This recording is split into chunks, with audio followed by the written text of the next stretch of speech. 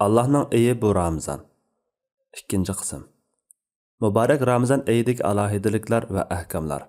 Avtori Dr. Abdulaziz rahmatullah. Ramazan ayida qilinadigan muhim ibodatlar. Bu ulug' oyda yo'lga qo'yilgan ibodatlar. Birinchi, ro'za tutish. Farz ro'za mushu oyga xosdir. Bu oyda ro'za tutishning farz bo'lishi yuqorida bayon qilganimizdek, bu oyda Qur'on Karimning nozil bo'lganligi bilan zich munosabatlikdir. Ikkinchi, tarovih namozi. Namazmı ro'zaga o'xshash banda bilan Parvardigorining orasidagi munosabatdir. Janobi Alloh subhanahu va taolo Ramazon oyida tarovih namozi o'qishni yo'lga qo'ygan bo'lib, bu namoz tahajjud namozining bir turidir. Payg'ambar sallallohu alayhi va sallam bu namozni Ramazonda masjidda o'qiganda sahobalarmi Rasulullohga ergishib o'qigan.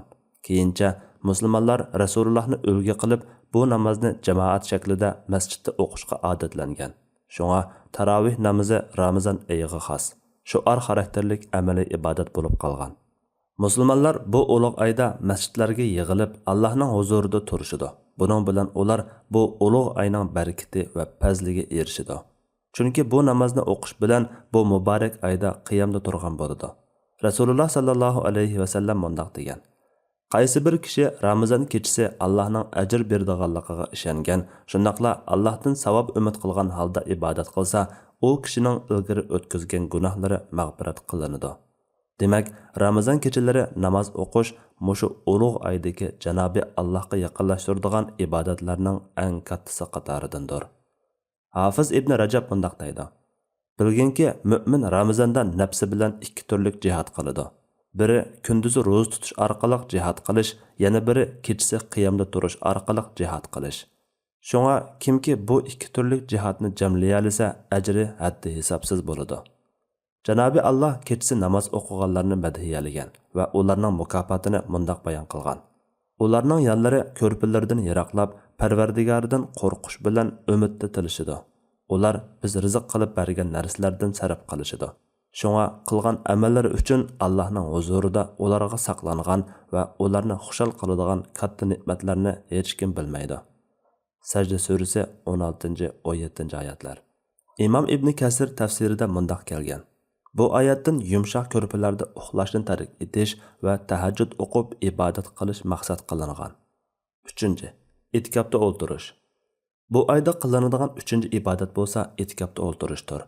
Etikofda o'ltirish deganimiz musulmon kishining o'zini faqat Alloh taolaning toatiga ajratib, Allohning uylari bo'lgan masjidlarning birida muqim turishni niyat qilishdan iboratdir.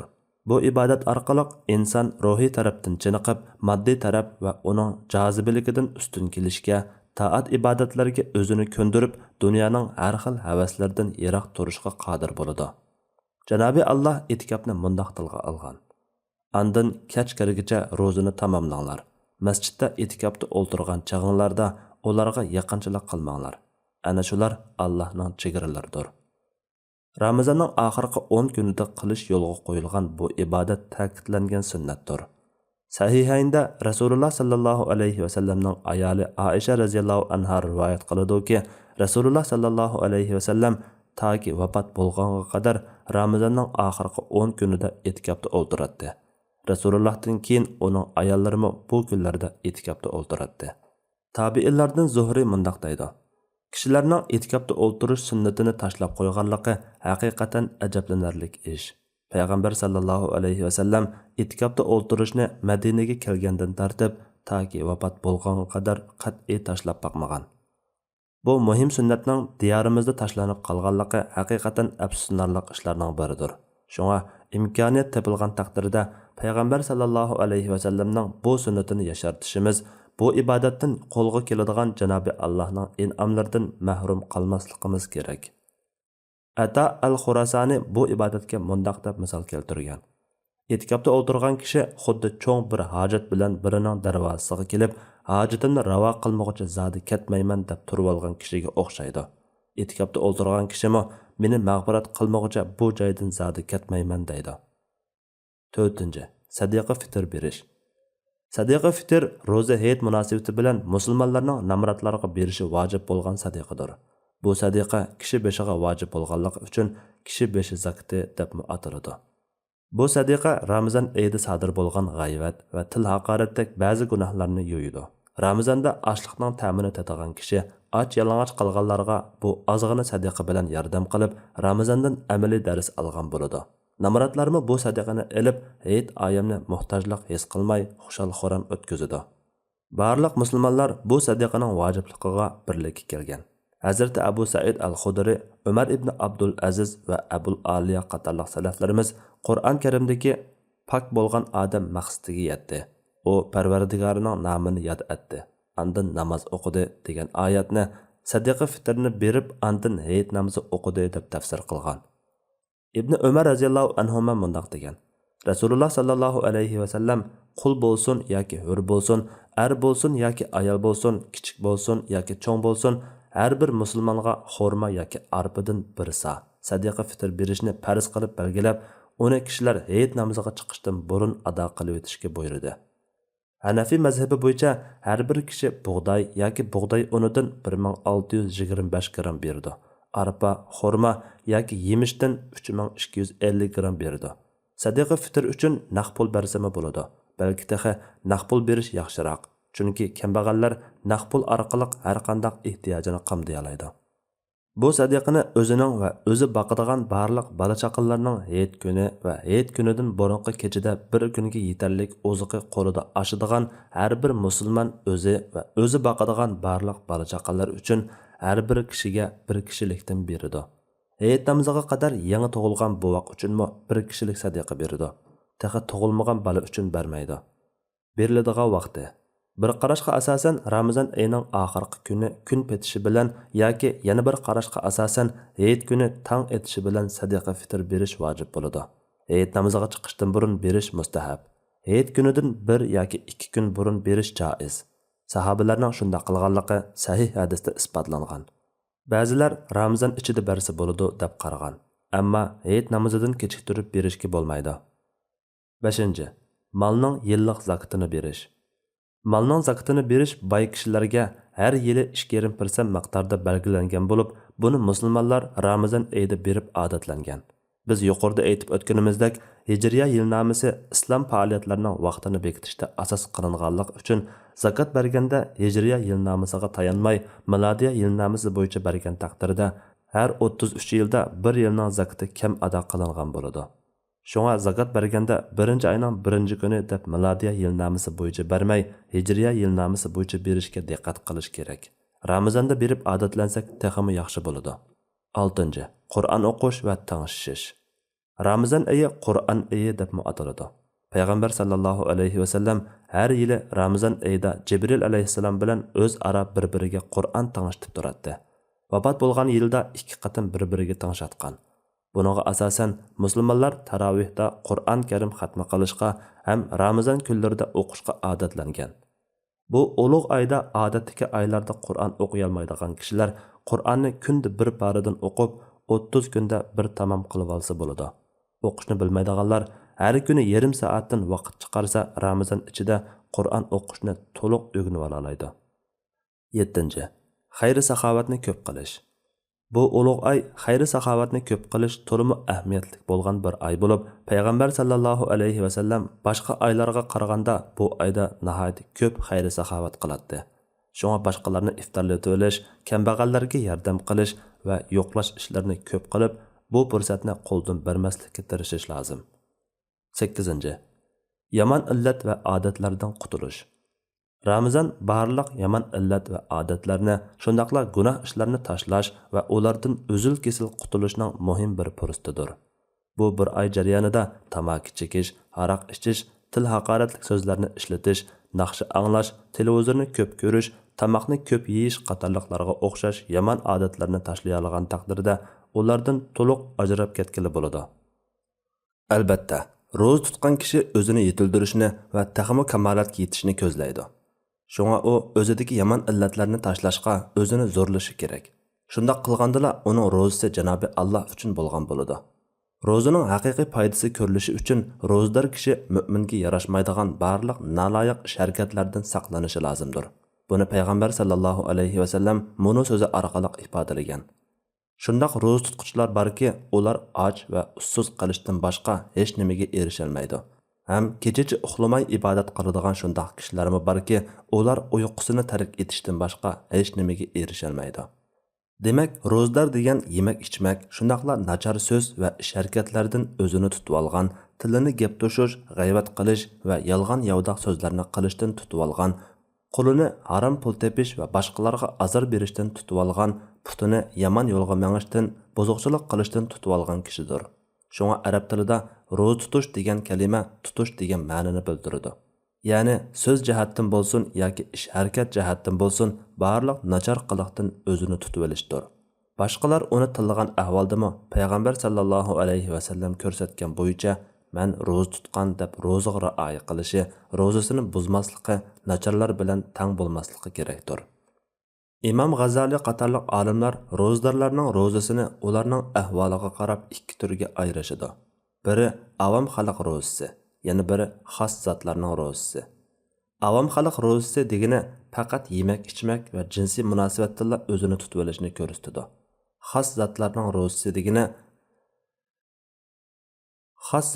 ro'zasi degani yuqorqilardan boshqa yana ko'zini, tilini, qo'lini, putini, qo'liqini va boshqa barliq a'zolarini gunoh ishlardan saqlashni ko'rsatadi. Yana uchinchi turli kishilarning ro'zasi bor bo'lib, bu sarxil zotlarning ro'zasi deb ataladi. Bu ro'zani dilini har qanday past o'y-xayollardan va Allohdan yiroqlashtiradigan tafakkurlardan saqlash deb ko'rsatishgan. Albatta, kishilar bu vaqtda o'xshamagan darajada bo'ladi. Tutgan ro'zalarimi o'xshash bo'lmaydi. Shak kuni degan qaysi kun? Uningda ro'za tutishga bo'lamdi. Abu Hurayra radhiyallohu anhu rivoyat qiladi-ki, Rasululloh sallallohu alayhi va sallam mundaq degan: "Biror sanlar Ramazondan bir kun yoki 2 kun burun ro'za tutmasin. Ammo tutib kelayotgan ro'zasi shu kunga to'g'ri kelib qolgan kishi shu kuni tutaversin."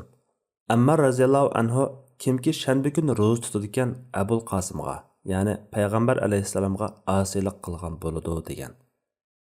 Sha'banning 29-kuni kechda havoning tutuqligi sababidan Ramazon oyini ko'rmagan ahvolda Sha'banning 30-kuni shak kuni deb ataladi. Chunki bu kun Ramazonga tavamu emasmi, keskin bilinmagan. Ba'zi olimlarning qarashida havo ochiq bo'lsa-mu, oy ko'rilmasa shak kuni deb qaraladi. Yana bir qism olimlar shak kuni degan havo ochiq yoki tutuq bo'lib, bir qism kishilar oy ko'rganligi haqida parang qilgan bo'lsa-mu, lekin bu oy ko'rish guvohchilar bilan isbotlanmagan bo'lsa, bu kun shak kuni bo'ladi. Undaq parang bo'lmay, havo tutuq bo'lsa, bu kun shak kuni doirasiga kirmaydi va u kunda ro'za tutish cheklanmaydi. Chunki u kun Sha'ban oyiga tava bo'lgan bo'ladi deb qarag'an.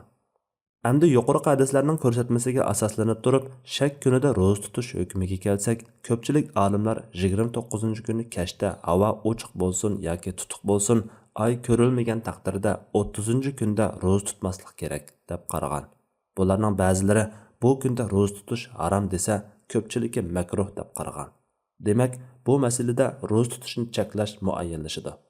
Shak kunida ro'za tutishni cheklashdagi maqsad farz ibodatlarni nafli ibodatlardan ayirish, yangidan jonlanib Ramazonga to'liq iroda bilan atlanishga tayyorlanish, shundaqla islom belgilagan chek-chegirdan halqib, yasalma taqvodorlik qilishdan saqlanish, Ramazonda ko'rgan oyning hukmiga shak keltirib, ta'na qilib, uninga e'tibor bermaslikning oldini olishdan iboratdir. Lekin yuqorqi hadisdan chiqib turadi-ki, bir kishi odatda har dushanba va payshanba kunlari ro'za tutib kelayotgan bo'lib, bu shak kun ashu 2 kunning biriga udul kelib qolsa, u odam odati bo'yicha u kuni ro'za tutsa bo'ladi. Buningda olimlar o'rtasida ko'z qarash o'xshashmasligi yo'q. Shundaqla burun tutolmay qolgan qazo ro'za, nazr qilgan ro'za va kafarat ro'zasidek vojib ro'zalarni ashu kunda tutsa bo'ladi. Chunki vojibni ado qilishga aldirash zarur. Oyga qarashning hukmi. Islom tariximizda oyga qarash degan bir an'ana bor. Ahli ilmlar, yurt cho'nglari va amaldorlardan tarkib topgan tajribali kishilar yoki maxsus oy ko'rish hay'ati Sha'ban oyining 29-kuni Shamdan sal burun yangi tuqqan oyni ko'rishga chiqadi. Agar atsi Ramazon bo'lsa, havo ochiq kunlarda kun patgandan keyin Ramazonning yangi tuqqan oyi inchika holatida bir necha minut ko'rinadi. Ishonchli kishilardan bir to'p yoki eng az ishonchli 2 kishi yoki tutuq havoda bir kishi yoki shahar sirtidan kelgan bir kishi oyni ko'rsa, musulmonlar atsa ro'za tutib qopidi. Ko'rmasa Sha'ban oyini 30 kunga to'liqlayib o'tib, o'gini ro'za tutadi. Bu an'ana islom davlatlarida ta bugunga qadar davomlashib kelmoqda. Aslida Sha'ban oyining kirishini isbotlash uchunmi oyga qarashi lozim. Shundala kunlarning soni to'g'ri bo'ladi. Chunki Ramazonning avvalini bekitishda havo tutuq bo'lgan ahvolda biz burunqi Sha'ban oyining chiqib ketganiga dalil bo'lmaganligi uchun Sha'banni 30 kunga to'liqlayib o'tib, andin Ramazon kirdi deb hisoblaydik. Sha'ban 30 kun to'liqlanganligi Ramazon kirganligining dalili bo'ladi. Havo tutuq bo'lmagan ahvolda oy ko'rish Ramazon kirganligining dalili bo'ladi. Mana bu ikki dalil bizning bir oydan yana bir oyga yo'tkilishimizning dalilidir. Shunga har bir oyni bekitish Ramazonga o'xshash mushu tariqada bo'ladi. Chunki Hijriya yilnomasida bir oy ba'zida 29 kun, ba'zida 30 kun bo'ladi. Rasululloh sallallohu alayhi va sallam biz arablar xat yozolmaydigan, hisoblay olmaydigan savodsiz bir ummat. Ay degan mundoq bo'ladi deb bir qatim 29 ga, bir qatim 30 ga ishorat qilgan. Abdullah ibn Umar radhiyallohu anhuma rivoyat qiladi-ki, Rasululloh sallallohu alayhi va sallam Ramazon to'g'riliq so'zlab mundoq degan: "Yangi tuqqan oyni ko'rmaguncha ro'za tutishni boshlamanglar. Uni ko'rmaguncha ro'zanglarni to'xtatmanglar. Agar havo tutuqlikdan oy ko'rilmasa, uni mo'ljarlanglar." Yuqorqi hadislarga asosan shariatda ro'za tutishni boshlaydigan kunni bekitishda, shundaqla Hijriya yangi oyning boshlanishi bilan oxirlashishini bekitishda yangi tuqqan oyni ko'z bilan ko'rishga tayinlanadi. Astronomiyalik hisob yoki kalendar hisobga ilinmaydi. Albatta, oyning ko'z bilan ko'rilishi uchun quyoshning patgan vaqtidagi o'rni oydan ma'lum orliqda yiroq bo'lishi, havoning suzuk bo'lishi qatorliq omillar tepilishi lozim. Oyni ko'z bilan ko'rishni hisobga ilishdagi hikmat shuki, vaqtga aloqador bo'lgan namoz, ro'za va haj qatorliq ibodatlarni islom dinimiz ko'z bilan ko'rishdek hissiy ishlarga bog'lab qo'ygan. Masalan, kun chiqish va petish, oy tug'ish qatorliqlarga o'xshash. Bu hissiy ishlarda bilimlik yoki bilimsiz, shaharlik yoki sahrolik bo'lsin, hamma insonlar o'xshashdir. Shundaqla fan texnika taraqqiy qilgan yerlar va zamonlar bilan taraqqiy qilmagan yerlar va zamonlarmi o'xshashdir. Bu islom dinining abadiy va dunyoviy din ekanligining alomatidir. Yangi tuqqan oy dastlabki kunda ba'zi joylarning osmonida ko'rinsimi, ya'ni ba'zi joylarning osmonida havo tutuq bo'lishdek turli sabablar tufaylidan ko'rinmay, ikkinchi kuni ko'rinadi. Oyning ko'rinmasligi ro'za tutish qatorliq bir turkum ahkamlarga ta'sir ko'rsatadi. Shunga oy ko'rish jihatda davomli ko'z qarash o'xshashmasligi maydoniga kelib turadi. Ay ko'rish Hijriya yilnomasida oyning 29 kuni kun patgandan keyin bo'ladi. Kun patgandan keyin kecha kirgan bo'lg'achqa, bu kecha 30 kunga tava kecha bo'ladi. Chunki Hijriya kalendari bo'yicha kecha kunduzdan burun kiradi. Kun patgandan keyin 1 minut bo'lsa-mu oy ko'rinsa, shariat bo'yicha yangi oy kirgan bo'ladi. Yuqorqi yangi tuqqan oyni ko'rmaguncha ro'za tutishni boshlamanglar. Uni ko'rmaguncha ro'zanglarni to'xtatmanglar degan hadisga asosan kunduzi kun tiklashgandan keyin yoki burun oy ko'rinsa yoki 28-kun kechda ko'rinsa shariatda hisob bo'lmaydi. Chunki mazkur hadis oy ko'rishning ro'za tutish yoki eg'iz echishdan burun bo'lganligini taqozo qiladi. Oy ko'rish vaqti bo'lsa sahoba kiram va tabiinlarning nazarida har oyning oxirgi kuni kun patgandan keyingi chaqdir. Ayni ko'rgan guvohchilar ay ko'rgan vaqt, shu chaqdagi ayning o'rni, ayning uchi qaysi tarafga ekanligi qatorliqlar haqida qozining nihoyat inchika va tafsiliy savollarga javob beradi. Ularning javoblarida qilchilik ilmiy zidlik bayqalsa, qozi uning guvohligini rad qiladi. Albatta, ay ko'rgan guvohchida rostchilikni, ko'rish va aqliy iqtidoriga taqishadigan ruhiy va jismoniy illatlardan xoli bo'lishdek turli shartlar topilishi lozim. Yuqorqi shartlar va sabablar tufaylidan yangi oy kirganligini e'lon qilish ishi xubtandan keyingi kechiktiriladi. Hanafiy mazhabi qarshida bir qism kishilarning oyga qarshi vojib kifoya, Hanbali faqihlar qarshida mustahab, Maliki va Shafi'i mazhablari buning hukmi to'g'risida aniq to'xtalmagan. Albatta, vojibni ado qilish uchun zarur bo'lgan ish vojib bo'ladi degan qoidaga asosan Hanafiy mazhabining oy ko'rishga chiqish vojib kifoya degan qarshi kuchlik. Chunki bu ro'za tutish vaqti kirishni bilishning birdan-bir yo'lidir. Oy ko'rish Ramazon ro'zasining farz bo'lishining sababidir. Undaq bo'lgan ekan, bu ish vojib kifoya bo'ladi. Hukm shundaq, lekin diyorimizda oyga qarash hay'ati bo'lmaganlikdan ularga boshqa oy ko'rgan islom allariga ergashish muayyanlashadi. Bir joyda ko'ringan ayni dunyodagi barliq joy va yurtdagilar hisobga elib ro'za tutishi kerakmi yoki har bir yurt o'zining ko'rishiga asosan ro'za tutamdi? Olimlar o'rtasida har ikki xil qarash mavjud. Uningdan boshqa bir necha qarashmi bor. Hatto bir mazhab olimlari ichidami bir necha qarash mavjud bo'lgan. Har bir qarashning payg'ambar sallallohu alayhi vasallam va sahobalardan qolgan amaliy ish harakatdan ma'lum dalillari va asoslari bor. Olimlarning qarashlari va har bir qarashdagi olimlarning tayangan asoslarini tekshirib chiqqandan keyin dunyoning qaysi bir joyida oy ko'ringanligi to'g'ri isbotlansa, boshqa barliq joylardagi musulmonlarning ro'za tutishi vojib bo'ladi degan qarashni tarjih qilsak bo'ladi. Chunki bu qarash dalil jihatdan kuchli bo'lib qolmay, islom ko'zlagan musulmonlar birligini vujudga chiqardi. Musulmonlar bir qiblaga qarab namoz o'qiydi. Ma'lum kun va oylarda bir joyga berib haj qiladi. Ro'zini ma'lum bir oyda tutadi. Undaq bo'lgan ekan, bir kunda tang ro'za tutish dunyodagi musulmonlar ara birlikni qo'lga keltirdi. Shundaqla bu qarash musulmonlarga qulaylik olib keladi. Hozirgi zamon tez suratlik uchur va yer sharlashish to'lqini bilan tus olg'achqa Makka yoki Qohiradagi islom markazlarining xabarini shu soatda o'qib xabardor bo'lg'ili bo'ladi. Uning ustiga islom dunyosining ikki cheti orasida eng ko'p deganda 9 soat vaqt farqi bor bo'lib, bu joylarning ko'pinchisi bir kechaning ma'lum soatlarini birlikda o'tkazadi. Bir joy to'liq bir kecha bo'lgan vaqtda yana bir joyda to'liq kunduzi bo'lib farqlanib ketmaydi. Bu ko'pchilik olimlarning qarashi bo'lib, Imom Shavkaniymi mushu qarashni tarjih qilgan. Bu qarashga asosan dunyoning qaysi bir joyida oy ko'ringanligi aniq isbotlansa, dunyoning har qaysi joylaridagi barliq musulmonlarning shunga asosan ro'za tutishi vojib bo'ladi. Ma'lum sabablar tufaylidan oy ko'rinmasa, Sha'ban oyini 30 kun to'liqlab o'tib, andan keyingi kunni Ramazonning 1-kuni qilib ro'za tutishi vojib bo'ladi. Ramazon oxirlashganda Ramazonning 29-kuni Shavval oyi ko'rinsa, atsi Shavvalning 1-kuni bo'ladi. Ko'rinmasa, ro'za 30 kun to'liq tutilib, 31-kuni Shavvalning 1-kuni, ya'ni Hayit kuni bo'ladi. Ikkinchi qarashga asosan har bir yurt boshqa yurtlarning oy ko'rishidan qat'iy nazar o'zining oy ko'rishi bo'yicha ro'za tutsa va hayit qilsa bo'ladi. Bu qarashmi Imom Muslim sahihida rivoyat qilgan sahih hadisga tayangan bo'lib, bu tabiinlardan Ikrama, Al-Qasim ibn Muhammad qatorliq olimlarning qarashi bo'lib qolmasdan Hanafi va Shafi'i mazhablaridagi kuchli qarashdir. Bu qarashni ba'zi olimlar tarjih qilgan.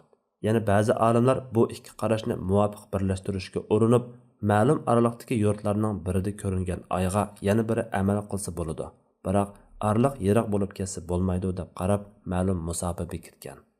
Yana bir qism olimlar ma'lum bir hukumat boshqarishidagi territoriyada yashaydiganlar shu territoriyaning qaysi bir yerida oy ko'rinsa, shu bo'yicha amal qilsa bo'ladi deb qaragan bo'lib, hozir islom allaridagi hukumatlar mushu qarash bo'yicha ish qilmoqda.